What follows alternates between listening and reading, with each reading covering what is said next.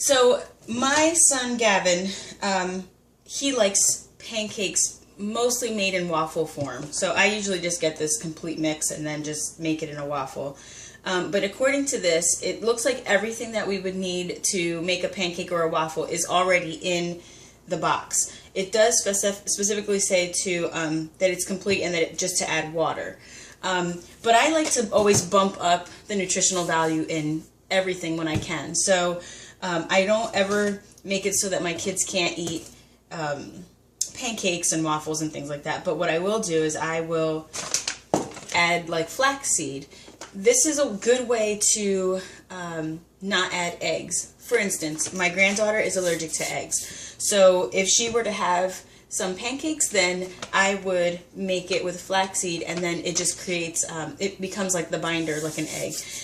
Ground flaxseed has great nutrition, and ground is better because it increases, it enhances the nutrition, the absorption of the nutrition in it. So normally, if I were to be really precise, it does say if you use a tablespoon of ground flaxseed and 3 tablespoons of water, then you just blend it so that till it has the consistency of an egg.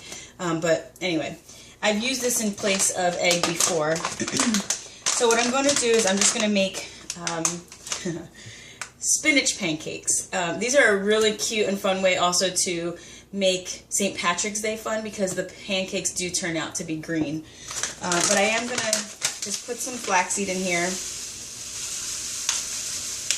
That's about a tablespoon. I'm just eyeballing it. Again, the measurements would be, for the equivalent of 1 egg, it would be 1 tablespoon of ground flaxseed and 3 tablespoons of water. I have a cup of the pancake mix in here in my little shaker cup. And then I also, on occasion, I'll buy, well, not on occasion, I regularly buy large amounts of spinach. And then there are times where I know that I'm not going to be able to finish the entire bag, because the bag looks like this much. So sometimes I can't get to the full bag, and when there's a little left over and I know that it might just be going bad, I stick it in the freezer and then I just crunch it all up, and then it makes it easier for me to use it when it comes to like different, like for this instance, pancakes. Now, again, I don't normally measure anything. I'm going to do it for the sake of being able to show you what I do. But when it comes to the spinach, I don't mind putting a lot in it, because spinach is pretty tasteless when it comes to like adding it to different soups and pancakes in this case. So I just put a cup in there. And then I'm going to add some water to this.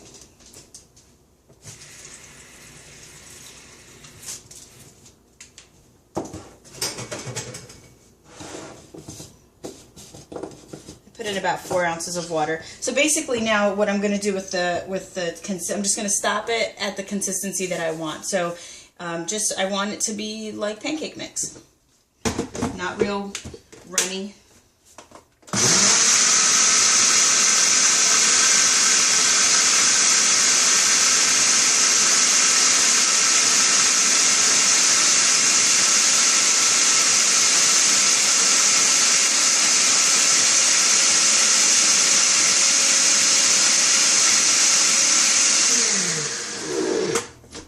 So a quick blend. Let's see what we've got here. It's about the consistency of pancake mix. I would say maybe a little more mix, just because I like it to be thicker.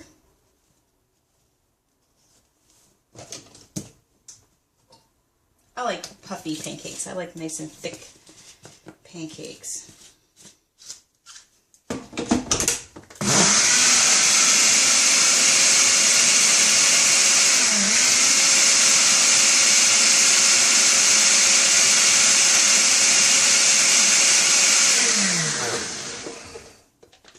Yep, that feels right. Yep, I'll show you what that looks like.